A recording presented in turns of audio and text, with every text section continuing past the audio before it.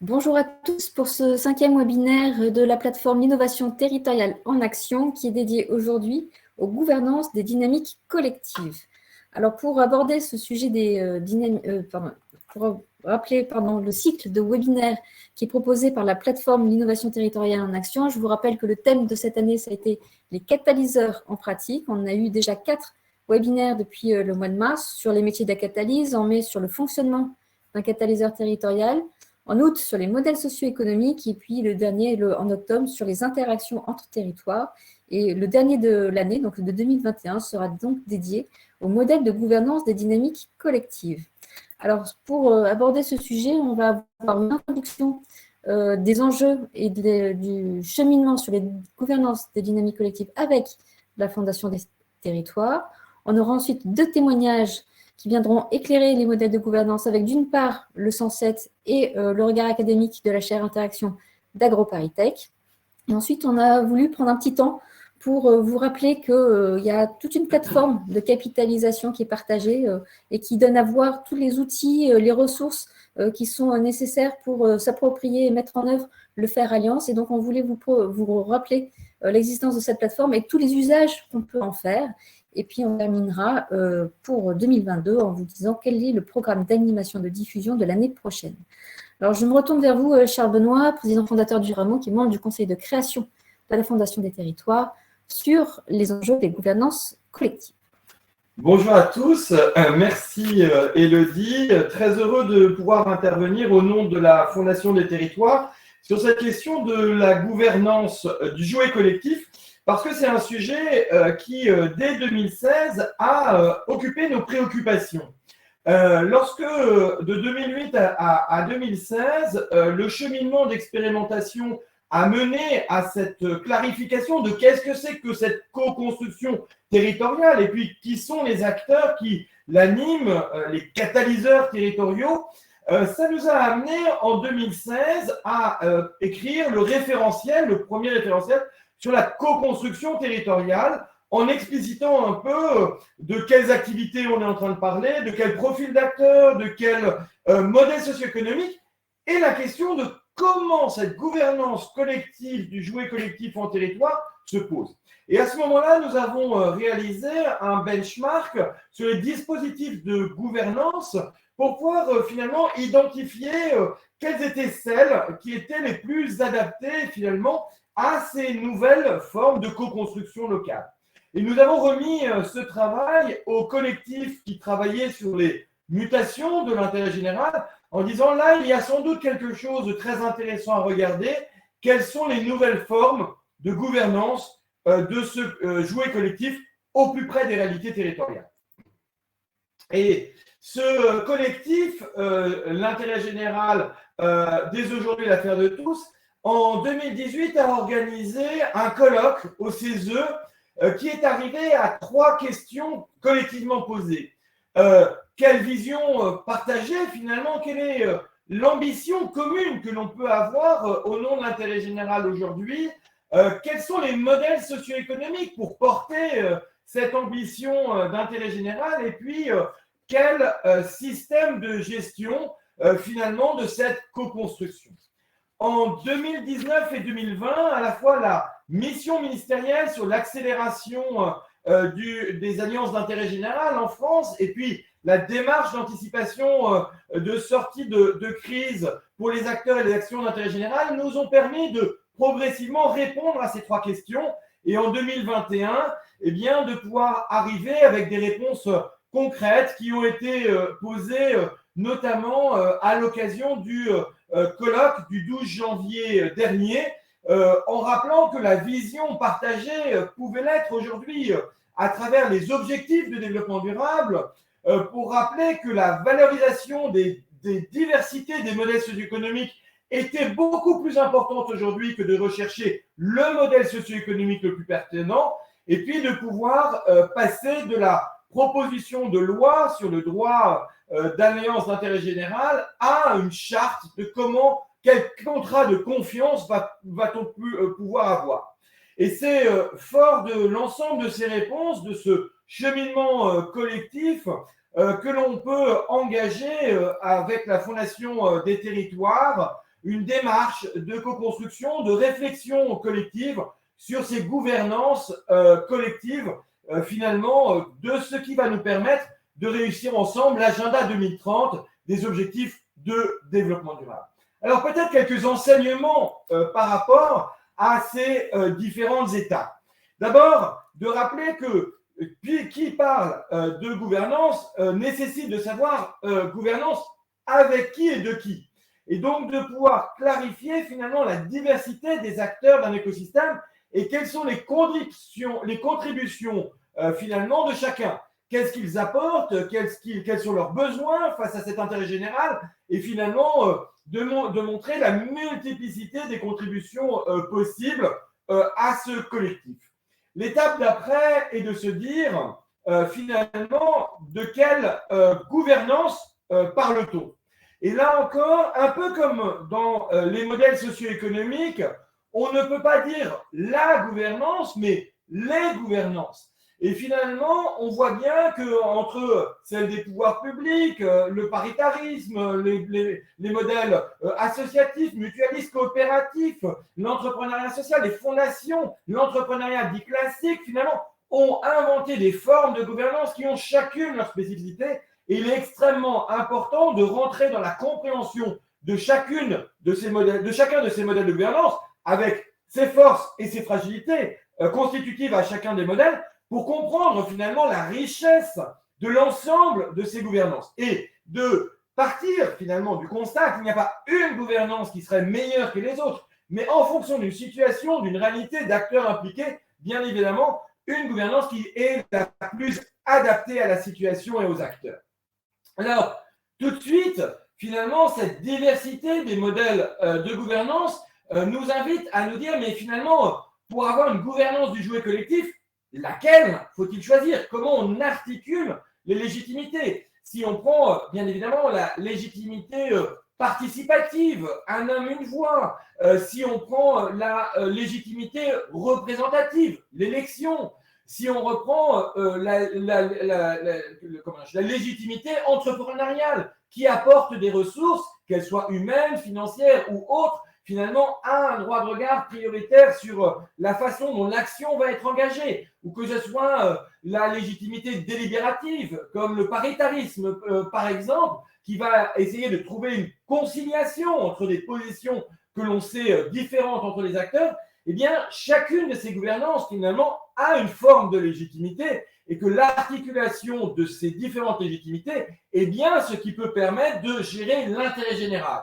Et ça, c'est vraiment quelque chose de très important, c'est qu'on ne peut pas attribuer à l'intérêt général une seule forme de gouvernance, mais bien une articulation des légitimités et des modèles de gouvernance. Et d'ailleurs, ça s'est traduit très concrètement si on rentre maintenant dans les modèles existants de gouvernance collective, quand on regarde à travers le prisme d'un territoire et quand on regarde dans le temps, les modèles de gouvernance sont très nombreux, qu'ils soient à travers le prisme des politiques publiques, à travers le prisme du monde académique, des acteurs économiques ou des structures d'intérêt général, en passant par l'ESS, on voit bien que la question de la gouvernance du jouet collectif n'est pas du tout nouvelle en France.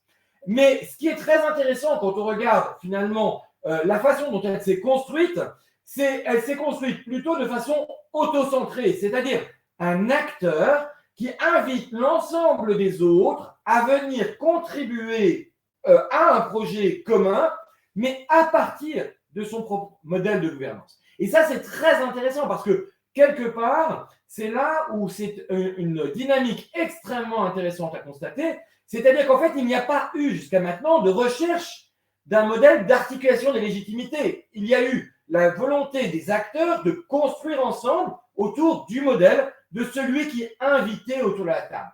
Et c'est bien ça, finalement, la question que se pose aujourd'hui et que se posait déjà le rapport de 2015, intérêt général, nouveaux enjeux, nouvelles alliances, nouvelle gouvernance, c'est comment on peut repenser la gouvernance du jouet collectif. Et pour ça, il nous semble très important de rappeler que si nous voulons parler de gouvernance, si nous voulons parler de jouet collectif, il faut alors s'appuyer sur les 3 leviers de mobilisation d'une personne ou d'une organisation. Il y a certes le pouvoir, finalement la capacité de s'engager. Qu'est-ce que je peux faire?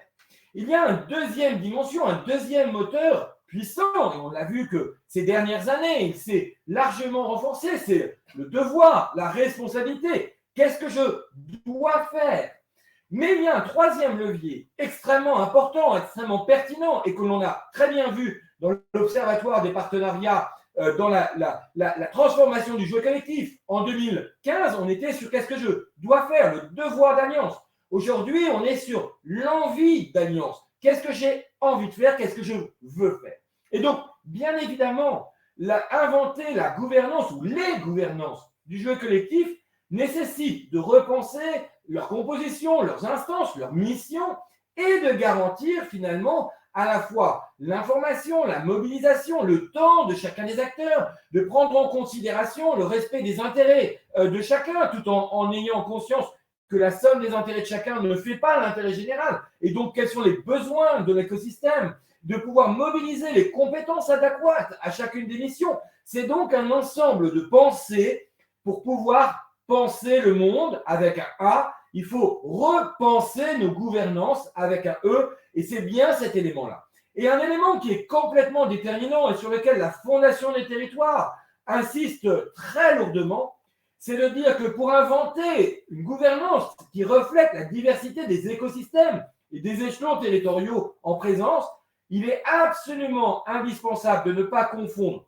cogestion, c'est-à-dire qu'est-ce qu'on décide ensemble, et co-construction, c'est-à-dire qu'est-ce qu'on fait ensemble. C'est l'action ensemble versus la décision ensemble. Et donc la gouvernance en sens cogestion n'est pas la même question que la gouvernance au sens co-construction. Et là encore, c'est un élément complètement déterminant. Il est d'autant plus déterminant, et c'est tout le sens du fait que la Fondation des territoires s'en est saisie, si on regarde aujourd'hui, finalement, la forme de tension qui peut exister entre le national d'une part et les territoires d'autre part. Pourquoi? Parce que l'un, dans un état de droit qui finalement a pour vocation de garantir un cadre commun à tous sur les valeurs républicaines qui sont les nôtres, d'égalité, de liberté, mais aussi de fraternité, et bien quelque part, comment est-ce qu'on est à la fois dans cet esprit macro d'intérêt général et dans un esprit micro, c'est-à-dire finalement, ça se traduit de façon extrêmement différente d'un territoire à l'autre, d'une action à l'autre, d'un acteur à l'autre. Et donc, comment est-ce qu'on va gérer cette tension entre un cadre commun qui fait notre contrat social et sans lequel, finalement, c'est une forme de chaos avec une action qui doit être de plus en plus intégrée en fonction des priorités d'un territoire, des acteurs d'un territoire, des actions d'un territoire. Et là, on voit bien finalement cette logique de confrontation entre le cadre générique et l'action spécifique. Et c'est là où la charte du Faire Alliance, qui a été publiée à l'occasion du Giving Tuesday par la Fondation des territoires, qui a pris le temps de la co-construire avec des territoires inspirants, avec des acteurs représentatifs des différents mondes qui le constituent, eh bien, permettent finalement d'être une première élément de réponse en disant, avant même de légiférer, avant même que la proposition de loi sur l'existence en France d'un droit d'alliance d'intérêt général, il faut déjà commencer par un contrat de confiance. Comment est-ce qu'on fait en sorte que les acteurs puissent dialoguer ensemble, construire ensemble l'action dont ils ont envie de faire avant de se poser la question de la structuration de cette action. Et ça, c'est vraiment quelque chose qui nous semble très important au niveau de la Fondation des territoires. Nous en parlions encore hier matin avec Jean-Paul Delevoye, le président du comité de création de la Fondation des territoires. C'est vraiment un élément déterminant. Comment le faire ensemble nous aide à inventer ensemble les gouvernances du jouet collectif qui permettront de donner sa juste place à chacun. C'est donc réellement quelque chose qui est devant nous, quelque chose qui est extrêmement structurant et sur lequel, chère Élodie, bien évidemment, la Fondation des territoires s'engage dès l'année prochaine à pouvoir travailler. Merci Charles Benoît, merci pour ce rappel des enjeux. Et puis pour ce qui est de la charte du Faire Alliance dont vient de parler Charles Benoît, on en reparlera également à la fin du webinaire, puisque ça fera l'objet notamment des actions que l'on proposera pour l'animation de 2022. Donc, ce n'est pas, enfin, tout ça n'est qu'un début. Alors, pour parler des modèles de gouvernance, nous avons la chance d'avoir deux témoignages avec nous. Celui du 107, qui est un accélérateur d'innovation sociétale qui a comme mode d'action les coopérations multi-acteurs. Donc, on va nous expliquer quel est son modèle de gouvernance à la fois en interne et comment le 107 interagit avec ces écosystèmes. Et puis, on aura également un éclairage académique avec la chaire interaction d'AgroParisTech qui apportera son témoignage, sa compréhension, sa définition de là ou des gouvernances territoriales. Alors, je me retourne tout de suite vers vous, Florence Lécluse, vous êtes directrice du 107. Alors, peut-être qu'est-ce que le 107 et quel est son mode de gouvernance en interne et comment le 107 interagit avec les acteurs territoriaux. Florence, c'est à vous. Bonjour, vous m'entendez ? Très bien. Super, donc il faut toujours vérifier. Merci pour l'invitation. C'est avec un grand plaisir que j'apporte mon témoignage, avec aussi l'intérêt de lire vos questions et ce qui me permettra d'enrichir le projet. Alors le 107, on est sur la région lyonnaise, on est un pôle d'innovation sociale et environnementale. En tout cas, c'est la définition qu'on se donne. Et notre mission, qu'on a réaffirmée dans notre projet associatif l'année dernière, c'est de contribuer aux enjeux de transition écologique et sociale. Comment ? En faisant émerger des nouveaux projets, des solutions innovantes à ces grands enjeux sociaux et environnementaux, et ensuite d'accompagner le déploiement de ces solutions qui deviennent des projets et en accélérant leur impact sur le territoire. Donc ça semble assez conceptuel. Néanmoins, aujourd'hui, ça fait plus de 6 ans que le 107 est opérateur, agit sur le territoire de la région lyonnaise. Alors quand je parle de la région lyonnaise, c'est la métropole de Lyon, 1,4 million d'habitants, et en périmètre d'1 heure de route autour de la métropole de Lyon. Donc c'est en fait le bassin de vie de cette métropole de Lyon, donc plus de 2 millions d'habitants. Le 107 est très original, en tout cas l'a été dès le départ, puisque il y a plus de 6 ans maintenant, 7 ans, il y a eu, j'explique l'histoire parce que ça va expliquer la gouvernance en fait, une ambition, une volonté de la métropole de Lyon. Donc c'est la métropole de Lyon, c'est ce qui mélange à la fois le département, la ville de Lyon et 59 communes. Donc c'est une gouvernance un peu particulière, politique, unique en France, et qui s'est dit, ce que je voudrais faire émerger sur le territoire de la métropole, c'est un pôle d'innovation sociale. À ce moment-là, en parallèle, des acteurs privés se sont saisis de la question et se sont dit, moi, j'ai une proposition et je vais monter ce pôle d'innovation sociale. En termes d'acteurs privés, je vais citer ici la société Veolia qui a été fondateur du 107, mais pas que, et je vais y revenir. Troisième typologie d'acteurs, si on veut faire un pôle d'innovation sociale, il manque l'économie sociale et solidaire, donc plusieurs acteurs de l'économie sociale et solidaire, plutôt de la mouvance à l'époque entrepreneuriat social, aujourd'hui on en parle un peu moins, tout est mélangé dans l'économie sociale et solidaire, et c'est très bien, se sont dit, nous aussi on veut participer. Donc ce sont bien trois typologies d'acteurs, la collectivité, l'ESS, les acteurs privés, donc privés lucratifs, qui se sont mis ensemble et ont créé l'association Le 107. On est une association loi 1901. Cet historique se retrouve aujourd'hui à la fois dans notre gouvernance et dans nos manières de faire. Et effectivement, je me retrouve beaucoup dans ce que vient de dire Charles Benoît sur le faire ensemble.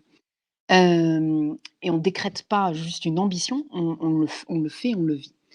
Aujourd'hui, la structure de la gouvernance du 107 n'a pas évolué, c'est les membres qui en a plus, mais on est toujours sur différents collèges, le collège entreprise, le collège ESS et le collège collectivité. Dans le collège entreprise privée, sont là depuis le début, comme Enedis, Veolia, Sanofi, nous ont rejoint Grand Lyon Habitat, qui est un bailleur social, pour ne citer que lui. Dans le collège économie sociale et solidaire, il y a la Chambre régionale de l'économie sociale et solidaire et différentes entreprises de l'économie sociale et solidaire, du monde de l'insertion, de l'entrepreneuriat social, par exemple. Donc, on a une dizaine d'acteurs. Et enfin, de monde des collectivités. En tant que membre, il y a la métropole de Lyon et vient de nous rejoindre l'année prochaine, en 2022, la ville de Lyon. Voilà, donc là, c'est aujourd'hui comment on vit au quotidien ce faire ensemble entre des acteurs de nature et de taille très différentes, avec une ambition partagée, en tout cas une volonté partagée d'agir pour l'intérêt général, de faire émerger des solutions à des grands enjeux de société, qu'ils soient les enjeux de transition écologique ou les problématiques de transformation sociale. C'est très bien de parler de gouvernance, mais en fait, c'est aujourd'hui comment nous, on mène les projets, puisque tous les sujets qu'on va traiter, je vais donner des exemples concrets pour que ça parle, on ne le fait jamais tout seul, on va forcément faire agir ensemble des acteurs du monde public, privé et associatif.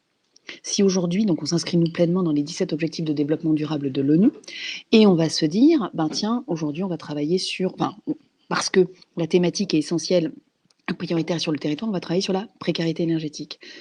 Autre sujet, l'économie circulaire, le bâtiment, l'économie circulaire et le textile. Et sur ces sujets-là, nul n'a la solution unique, si ce n'est que chaque acteur ou chacun des acteurs concernés peut apporter une brique. Et donc, nous, on arrive à mobiliser une grande quantité d'acteurs, on les met physiquement autour de la table, enfin, en visio en temps de Covid, pour utiliser des outils, on va utiliser des outils d'intelligence collective pour les faire travailler ensemble, donc les garder mobilisés dans le temps pour qu'ensemble on puisse co-construire des solutions innovantes et ensuite, pas juste avoir les idées, c'est ensuite de pouvoir les mettre en expérimentation.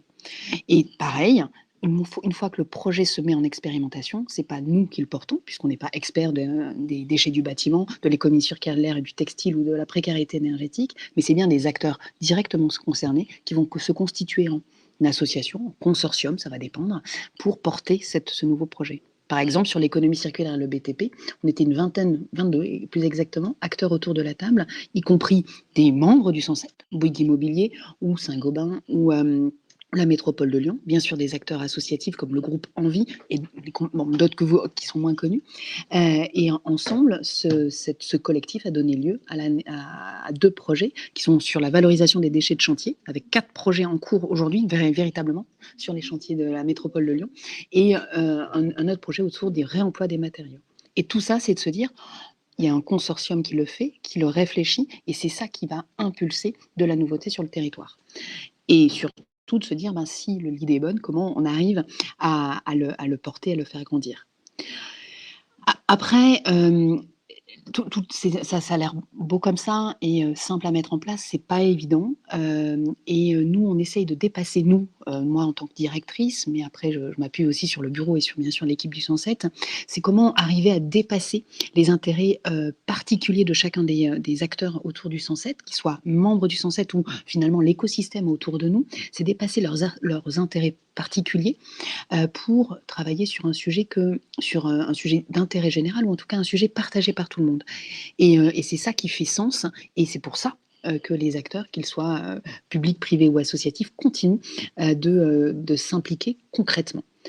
Et donc ça, c'est un premier point. Le deuxième point qui me paraît important, c'est de se dire que c'est jamais simple puisque la temporalité des projets ne correspond pas à tout le monde. La temporalité, le financement, enfin tout ça. Donc, quand on a 10 personnes autour de la table ou 20, ça devient très compliqué à piloter et à manager. On apprend à le faire. Néanmoins, c'est aussi de l'affirmer que c'est compliqué et de le dire et de le partager. Et aujourd'hui, autant au début, quand on débutait, on était plutôt craintif. Aujourd'hui, on est beaucoup plus affirmatif en disant c'est compliqué, on l'admet, et donc on va faire un bout de chemin ensemble et on va voir ce qui va se passer. Et enfin, le dernier point, et je vais m'arrêter là pour pas dépasser mon temps, c'est de se dire que on est parti d'une gouvernance avec des acteurs très différents. On travaille aujourd'hui avec une gouvernance pas élargie, mais un écosystème élargi. Chaque année, on travaille à peu près avec une centaine de partenaires.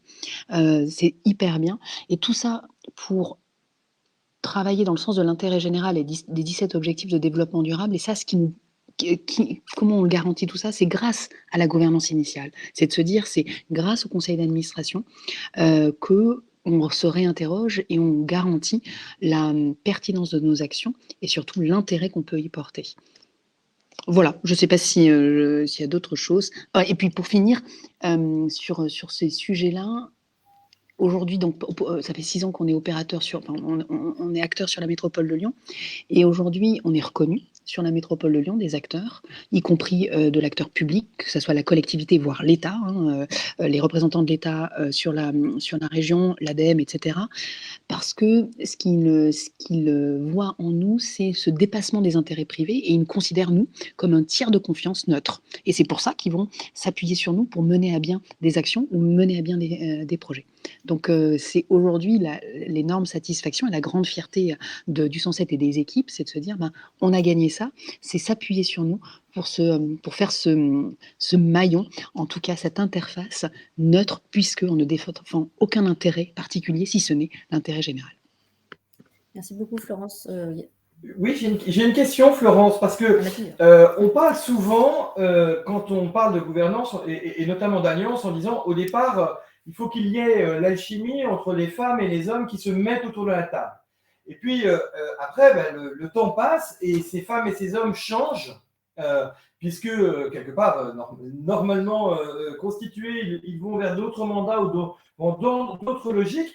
Finalement, comment vous voyez et quelles sont peut-être les spécificités de passer d'une relation interpersonnelle qui permet de lancer, d'amorcer le sujet, à finalement un passage entre les organisations autour de la table qui vont justement pérenniser le sujet. Comment vous voyez cette logique-là? Et ça aussi, c'est souvent un sujet de tension qu'on évoque dans les gouvernances, c'est quand il commence à y en avoir un, deux qui changent. Et donc, l'organisation peut rester, mais la personne partant, finalement, comment cette continuité, cette transférabilité entre les femmes et les hommes peut se faire, puisque ce sont des organisations qui sont autour de la table. C'est un très bon point qu'on a vécu récemment, puisque on a changé de gouvernance, en tout cas changé de présidence il y a 6 mois. Ça faisait 2 mandats. Et donc, l'équipe fondatrice est allée à d'autres cieux. Donc, en fait, c'est effectivement les organisations et donc les représentants initiaux du 107, que ce soit le groupe Veolia, la Fondation Caisse d'Épargne ou les représentants d'associations qui sont encore, qui étaient là au départ, au bout de 2 mandats, se sont dit, il faut qu'on passe la main. Et aujourd'hui, on se dit, mais on dépasse effectivement les relations personnelles qu'on aurait pu avoir, mais ça n'a jamais été, bien sûr qu'on est dans la bienveillance et dans l'ouverture à l'un ou à l'autre personne, mais c'est surtout pourquoi ils étaient déjà autour de la table. Et quand on a dû changer de gouvernance, quand on s'est posé la question d'aller voir d'autres membres et leur dire, mais tiens, est-ce que tu veux t'investir en tant que président ou co-président, on n'a eu aucun mal parce qu'en fait, on présentait le projet. Et les entreprises ou les organisations qui étaient déjà autour de la table, au sein du conseil d'administration, ça dépassait la simple personne en tant que telle, mais l'intérêt de participer à un projet collectif sur le territoire. Bien sûr qu'il y a d'autres intérêts, notamment économiques ou politiques, puis se dire, on a compris que c'était intéressant aussi d'être proche de certains cercles de décideurs, qu'ils soient politiques ou économiques, donc c'est chouette d'être au 107. Et donc, quand on a dû changer de gouvernance, on a réussi à mobiliser d'autres personnes qui étaient récentes dans leurs propres organisations, notamment la directrice générale de Keolis, qui est la coprésidente, qui venait d'arriver sur Keolis Lyon, et qui est coprésident du 107. Et enfin, le deuxième coprésident, c'est Simon Mirouz, qui est le directeur général adjoint de Envie. Et ce sont des personnes qui, au départ, en tant que telles, n'y étaient pas, mais qui sont venues par leur organisation. Donc, c'est véritablement sur le fait de passer à l'action, en tout cas, c'est ce qu'on porte, qui engage. Bon, ça, c'est les théories de l'engagement aussi, mais c'est le passage à l'action qui engage les organisations et qui démontre aussi la valeur ajoutée que chaque organisation, qu'elle soit ESS privée ou publique, peut en retirer, et la conviction que ça ne se décrète pas, mais ça se travaille au quotidien. Et pour continuer sur la gouvernance, il y a Sandrine Mézano qui pose la question de savoir si vous avez formé les contributeurs de la gouvernance à un mode de travail collaboratif. Pas du tout. Alors, pas du tout. Non, on n'a pas mis en place de formation. Alors là, au bout de 6 ans, on se dit, tiens, oui, même pour l'équipe, on va sûrement se former à la gouvernance participative, mais alors qu'on la vit au quotidien, alors non. On l'a inventé par nous-mêmes. Alors, on est tous issus, on n'est pas, voilà, on a tous un passé professionnel qui nous a incités à travailler en collaboration, en co-construction, mais sans avoir suivi un cursus particulier, si ce n'est chacun et chacune d'entre nous d'avoir eu cette envie de travailler ensemble et d'avoir dans nos métiers précédents travaillé aussi de cette manière-là. Voilà. Et donc nous, ça, en termes de gouvernance, non, il n'y a pas eu de formation. Et nous-mêmes, alors là, par contre, sur les métiers de l'intelligence collective, on a appris par nous-mêmes, on s'est formé et maintenant on forme les autres. Enfin, en tout cas, on transfère.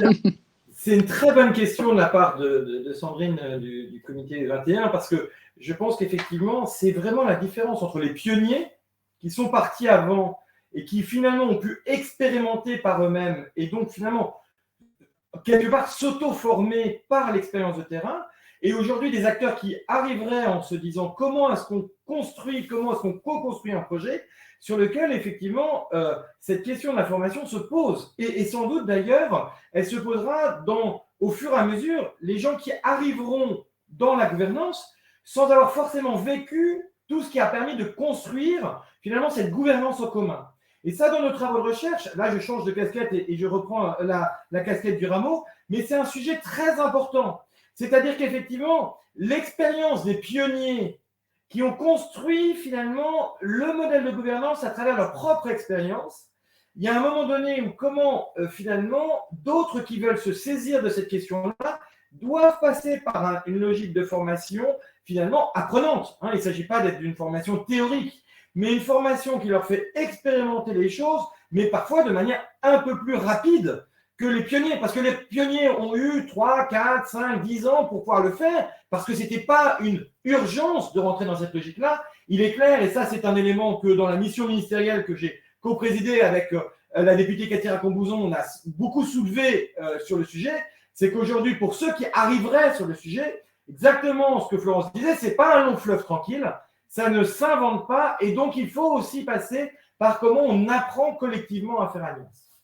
Juste pour terminer, je suis complètement d'accord. Effectivement, nous, on l'a expérimenté en se basant sur nos propres expériences. Voilà, moi, je suis issue du monde à la fois privé et ESS, et dans le bureau, il y avait des gens qui avaient fait partie du mouvement des SCOP, etc. Donc, on part pas de rien. Néanmoins, aujourd'hui, je pense, en tant que 107, on est en capacité de faire des retours d'expérience. Je ne dis pas que je serai formatrice, pas du tout, mais on pourrait faire des retours d'expérience et de se dire, tiens, comment arriver à mobiliser des entreprises privées, des très grosses ou des plus petites, ça, voilà comment nous, on s'y est pris, comment c'est possible et comment on arrive à le faire.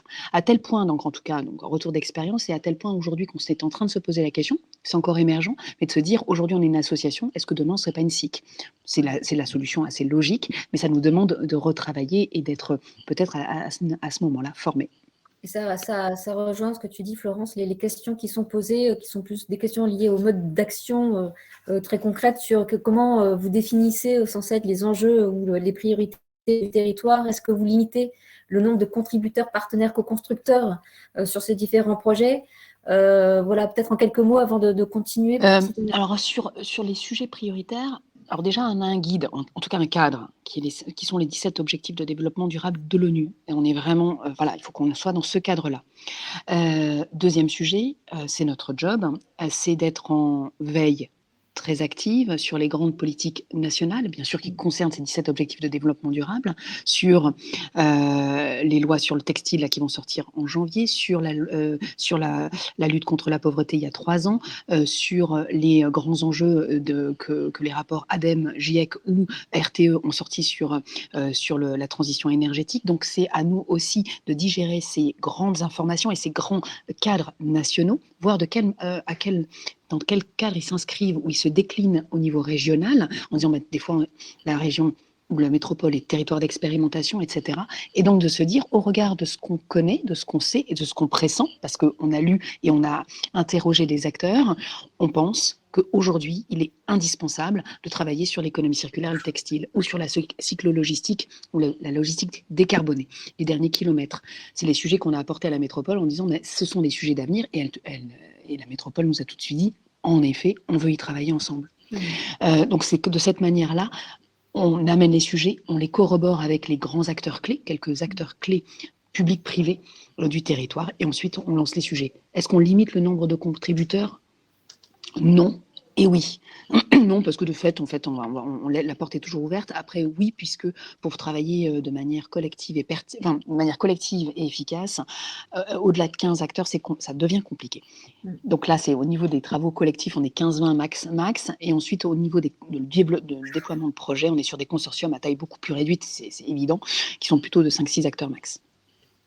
Merci beaucoup, Florence. Ce que je propose, c'est qu'on continue et d'avoir l'éclairage académique de Laurent Lévy.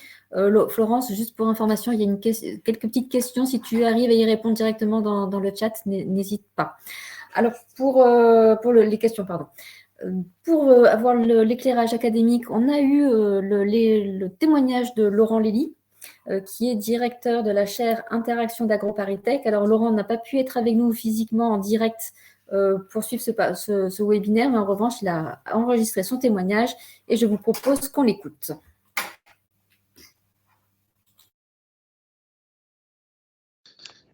Alors, cette question, elle est intéressante parce qu'on a coutume de dire que la gouvernance territoriale, c'est un mode de gestion des politiques territoriales qui s'appuie d'abord sur des ressources humaines qui ont une volonté de valoriser un territoire à travers un processus décisionnel qui articule un système d'acteurs qui est très complexe, qui associe l'État, les régions, les départements, les communautés de communes, les agglomérations. Donc, cette question de la gouvernance territoriale, c'est un sujet assez passionnel parce qu'il renvoie à la sempiternelle question du millefeuille territorial français, à chaque échelle territoriale sa gouvernance et du même coup, toutes les difficultés d'articuler les gouvernances entre elles, entre les échelles territoriales. L'État, dans cette question de la gouvernance, et donc je dis bien de la gouvernance territoriale, occupe une place centrale en tant qu'acteur prépondérant d'une gouvernance stratégique nationale qu'il tient à conserver, mais qu'il essaie d'articuler plus ou moins subtilement entre postures régaliennes et postures incitatives, qui vise à formuler des politiques publiques qui seraient adaptées aux stratégies plus locales, infraterritoriales. Donc du coup, en même temps, aux côtés ou parfois à côté de l'État, se structurent des gouvernances qui sont portées par différents niveaux de collectivité, qui portent des politiques territoriales qui sont adossées à des compétences de gestion, qui leur donnent de la légitimité pour construire ces gouvernances.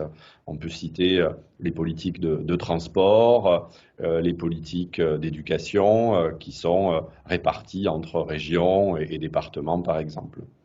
En fait, l'enjeu principal derrière cette question de la gouvernance ou des gouvernances, c'est plutôt de réguler, d'articuler, de rapprocher gouvernance au singulier, gouvernance au pluriel, en limitant ce qu'on pourra appeler des effets de contrariété qui opèrent des accusations plus ou moins ouvertes sur la non-efficience des gouvernances des uns et des autres. Ça se résume un peu à la question, quelle serait l'échelle d'une bonne gouvernance? Du coup, cette question, sans y répondre complètement, elle amène plutôt une réflexion sur l'articulation des échelles entre gouvernance territoriale et les gouvernances territoriales. Alors, je pense que pour répondre à cette question, je vais peut-être vous surprendre en vous disant tout d'abord que pour moi, la question des transitions ne fait pas sens aujourd'hui dans les territoires. Au-delà de l'effet de mode qui conduit à avoir ce vocabulaire partout, on peine à décrypter réellement ce que ce vocabulaire offre comme véritable alternative et changement dans la gouvernance des territoires. Alors, pour essayer de démontrer ce que je veux dire derrière cette difficulté de la question des transitions et du développement durable aussi, j'utiliserai les réflexions d'Edgar Morin qui, pour préciser la manière dont ces gouvernances ont des difficultés à être à la hauteur des défis qui sont les nôtres, utilisent en fait un vocabulaire et des réflexions qui sont assez intéressantes. Penser notre développement dans un espace fortement dépendant des effets de la mondialisation conduit les territoires, dans un contexte de crise multiple, à s'interroger sur les moyens de limiter notre dépendance à cette mondialisation. Certaines questions s'imposent à ceux qui gèrent les modalités de gouvernance, quelques questions. comment démondialiser nos économies et donc nos projets territoriaux, comment relocaliser, reterritorialiser nos économies, mais aussi nos modes de vie. Et encore une fois, la question des mobilités, pour moi, est fortement interpellée derrière ces enjeux. En fait, et pour revenir à Edgar Morin, cette question des gouvernances liées aux enjeux de transition et développement durable est une question un peu vertigineuse qui conduit à des réactions de resserrement dans nos rapports au territoire, ce que Morin appelle la futurologie, qui vise à rejeter l'incertitude, l'aléa, les risques, les ruptures, parce qu'en fait, la complexité que nécessiterait une gouvernance adaptée à ces termes-là est tout simplement trop difficile à assumer. La gouvernance qui s'opère alors, elle est adaptative, souvent à rebours des phénomènes qui sont exprimés, et on pourrait la qualifier de gouvernance contrariée et contrariante, car elle répond mal aux enjeux et elle répond mal aux aspirations sociales, elles-mêmes très complexes. Les formes de gouvernance, du coup, à inventer demain doivent intégrer les changements de paradigme dans l'action territoriale. Et je pense à travers ça à ce qui est amené dans les réflexions sur l'anthropocène. Et je pense en particulier à ce que Michel Lusseau dit sur les transitions, en qualifiant ce concept qui n'est plus d'actualité pour lui, tant la nécessité de réinventer nos modes d'habiter nécessite des gouvernances différentes et qui alignent en particulier, et j'aime bien cette approche-là, l'alignement des pas de temps de mise en œuvre du projet territorial et de sa gouvernance. Lusseau dénonce assez clairement l'idée qu'il n'est pas donné le même temps à un individu et à des collectifs pour s'adapter aux changements liés à ces gouvernances-là, alors que les transformations liées aux enjeux de transition sont aussi complexes pour les individus que pour les organisations. Et ça, les gouvernances doivent en tenir compte. Alors, c'est une question qui pourrait se développer en 1 heure ou 2. Il faut que je la fasse de manière très rapide et donc je vais faire une simplification un peu caricaturale. On fait face aujourd'hui, pour moi, à 3 grandes modalités de comportement des acteurs dans ces gouvernances qui doivent émerger. Doivent émerger parce que je ne suis pas sûr qu'elles soient véritablement à l'œuvre aujourd'hui. La première grande modalité ou le premier courant, c'est une aspiration à revenir à une bonne gouvernance centralisée par l'État. C'est des discours qui sont souvent portés par des collectivités territoriales en zone rurale, fragiles, qui ont du mal à s'organiser dans cette interterritorialité du millefeuille territorial et qui cherchent à retrouver un acteur fort qui trace des voies, des perspectives stratégiques. Le deuxième courant, c'est ce que j'appelle la gouvernance par projet. Alors, derrière gouvernance par projet, il y a projet de territoire, les projets dans les territoires et puis les appels à projets. Et si on regarde cette gouvernance par projet, on assiste en fait à une hétérogénéité des postures liées à cette gouvernance et qui crée des formes de discontinuité stratégique qui épuisent un peu les organisations, les personnels et qui sont assez peu lisibles pour la société civile.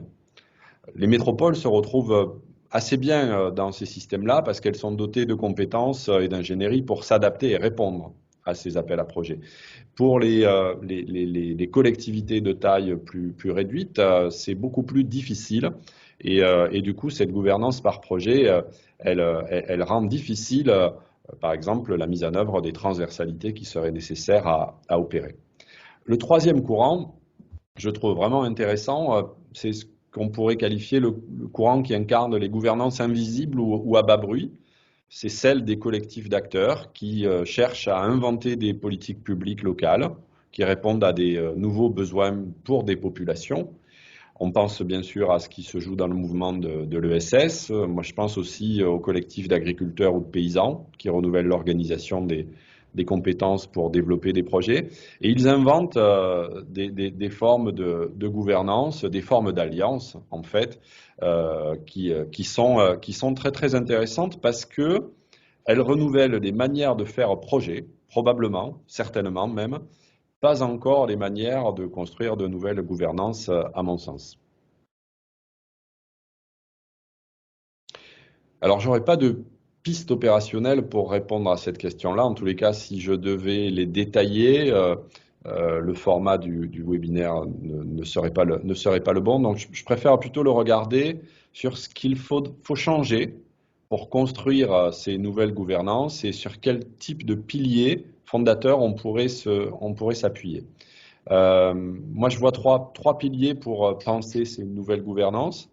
Le premier, c'est accepter l'idée qu'il va falloir s'adosser à de nouveaux concepts pour penser les défis qui sont devant nous et travailler ces concepts dans la gouvernance des territoires. Alors, je vais en citer trois, mais il y en aurait bien d'autres, hein. Je pense au concept de biorégion, d'anthropocène, de renoncement, qui sont des exemples avec des communautés qui ne sont d'ailleurs pas que scientifiques, qui interviennent dans ces réflexions et qui sont présentes dans les débats publics.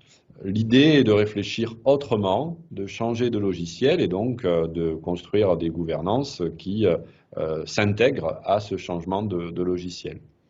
Le deuxième pilier, c'est de construire des collectifs dont on accepte l'idée qu'ils soient autant des lieux de discorde que d'accord, pour révéler ce qui est en jeu, pour capter des signaux faibles et voir comment on peut les intégrer dans l'action. Et l'idée pour moi ici est de construire de la confiance entre les acteurs qui intègrent ces collectifs et de lutter contre les entre-soi. Le troisième pilier, c'est réapprendre à regarder ce qui s'offre sous nos yeux, dans nos territoires, et le partager ensemble pour trouver les modalités d'un agir et d'un vivre ensemble qui soient incarnés localement. Et donc ce partage de regard, pour moi, c'est le point d'orgue d'une gouvernance plus ouverte aux réalités des territoires, aux aspirations qui germent à chacun de nous. Et l'idée est de regarder loin, alors que l'actualité nous pousse tous les jours à regarder juste au bout de nos pieds.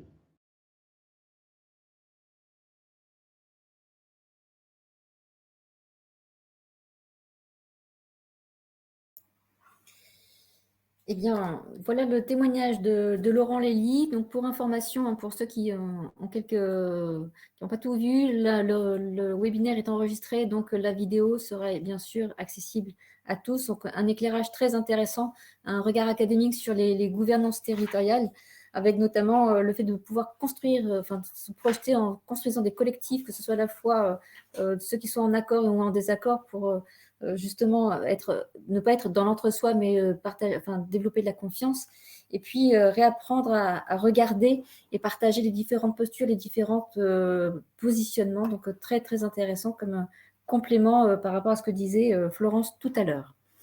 Alors pour continuer dans ce webinaire, ce que l'on vous propose, c'est de revenir sur la plateforme l'ODD 17 en pratique, qui a été lancée en juillet dernier lors de la rencontre annuelle des catalyseurs territoriaux. Donc cette plateforme, c'est un ensemble de ressources, c'est une capitalisation partagée qui permet à chacun de se saisir des enjeux du faire alliance et des alliances notamment en territoire. Et donc ce back-office qui est partagé, il peut être décliné sous différents formats, sous différents usages. Il y a eu déjà cette année la mise à disposition de parcours pédagogiques, c'est-à-dire pour faire ses premiers pas, ça permet de redécouvrir ou découvrir l'ensemble des connaissances qui ont été capitalisées jusqu'à présent, par exemple sur la thématique des alliances et territoires, sur celle des modèles socio-économiques, où il y a déjà 2 parcours pédagogiques. Deuxième possibilité d'utiliser, de décliner cette capitalisation partagée, ce sont des parcours méthodologiques, c'est-à-dire comment on fait pour passer de la connaissance à la compétence. Et c'est grâce à ces ressources méthodologiques qu'on va pouvoir ensuite piloter des démarches innovantes. Et je donnerai un exemple rapidement tout à l'heure, puisque la plateforme Innovation territoriale en action propose justement des parcours méthodologiques. Et puis maintenant, on est rentré dans une 3e étape, qui est de construire des parcours d'usage avec des acteurs, des réseaux d'acteurs. Ça peut être des réseaux associatifs, des fédérations professionnelles, ça peut être des acteurs publics de l'ingénierie, des acteurs de l'accompagnement, des experts.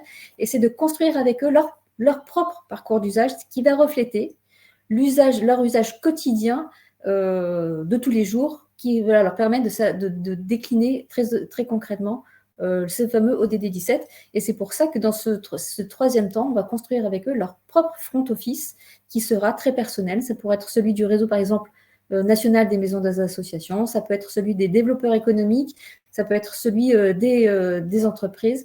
Il y a plein de possibilités et donc on est vraiment dans ce troisième temps de construire avec les réseaux leur propre parcours d'usage. Alors, je disais rapidement à l'instant que la plateforme d'innovation territoriale en action a construit et propose des parcours méthodologiques. Donc, c'est un ensemble de ressources qui outillent les territoires et qui leur permettent d'agir et de passer à l'action. Donc, 7 thématiques, par exemple, les modèles socio-économiques, comment on qualifie l'innovation territoriale, comment on s'approprie l'ODD 17. Donc, ce sont 7 parcours, 7 thèmes où l'on propose, où on capitalise des ressources méthodologiques sur 7 sujets complémentaires. Et donc, pour passer donc, à cette fameuse étape parcours d'usage, grâce au fonds ODD 17, le cabinet Isis Consulting a construit un kit méthodologique, c'est-à-dire le mode opératoire, qui va permettre aux réseaux intéressés de pouvoir construire leur propre parcours d'usage. Et ce kit méthodologique, il est lancé aujourd'hui même. Donc, pour ceux qui reçoivent les informations du Rameau, ils l'ont reçu normalement là, il n'y a pas très longtemps. Il est sur le site du Rameau et il est également disponible sur le site du gouvernement, association.gouv. Donc, il ne faut surtout pas hésiter d'aller le consulter pour que vous puissiez vous l'approprier et construire votre propre parcours d'usage. Donc, il ne faut pas surtout hésiter.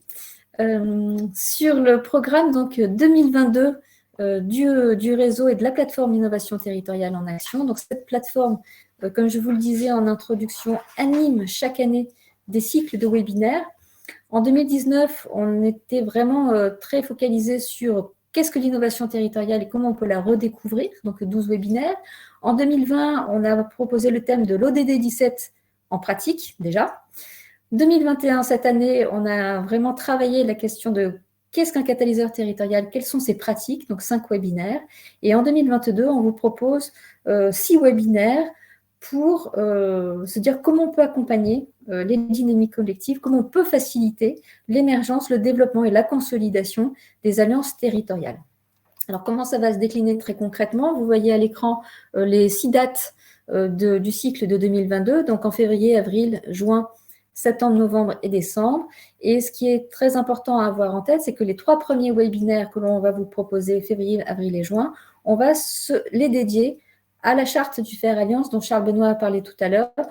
C'est un outil de dialogue qui va faciliter les coopérations, qui va faciliter les échanges et comment on peut la mettre en application très concrètement. Donc, on va travailler durant ces 3 webinaires pour sa mise en application. En septembre, novembre et décembre, on va aborder 3 pratiques qui sont portées par la catalyse, c'est-à-dire l'organisation du dialogue territorial, la conception, le pilotage d'expérimentation collective et les tiers-lieux, la gestion des tiers-lieux.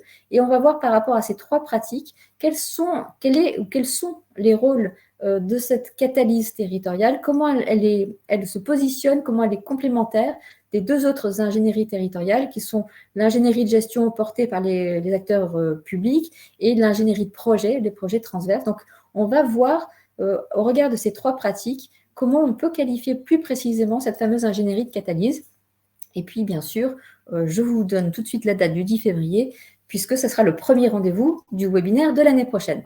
Et entre toutes ces dates, il ne faudra pas oublier la prochaine rencontre annuelle du réseau, puisque comme je ne vous l'ai peut-être pas dit, mais en tout cas, le réseau anime et organise chaque année sa rencontre annuelle des catalyseurs territoriaux. La prochaine aura lieu le 5 juillet, donc 2022, le 5 juillet prochain. Et le thème sera « Ensemble, faisons cap vers 2030 », donc un programme ambitieux auquel on vous donne tous rendez-vous. Et d'ici là, il ne faut surtout pas hésiter à revenir vers nous, à consulter toutes les informations qui sont disponibles à la fois sur la plateforme Innovation Territoriale en Action et bien sûr sur la plateforme ODD 17 en pratique. Et on est à votre disposition si vous avez des questions pour aller plus loin et nous rejoindre, bien sûr, à tous ces événements différents. Donc, voilà ce qu'on voulait vous dire aujourd'hui. C'était le dernier webinaire de l'année. Donc, d'abord, bonne fin d'année. Très belle fête à tous. Merci à tous les intervenants de l'année et à tous nos participants qui nous suivent régulièrement. Et on vous dit l'année prochaine, le 10 février prochain. Merci à tous et à très bientôt. Au revoir. Au revoir.